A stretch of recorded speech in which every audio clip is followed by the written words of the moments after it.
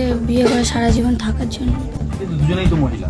মহিলাটা কি হয়েছে, থাকা যায় না সারা জীবন? সারা জীবন থাকবে? বাড়িতে মেনে নেবে? আমার বাড়িতে মেনে নিচ্ছে না। 7 মাস মেনে ছিল, এখন মানছে না।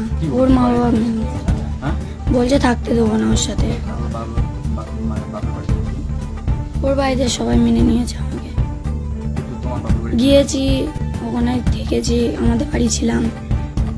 বাবা এখন কি বলছে? বাবা ওই একই কথা, থাকতে দেবো না।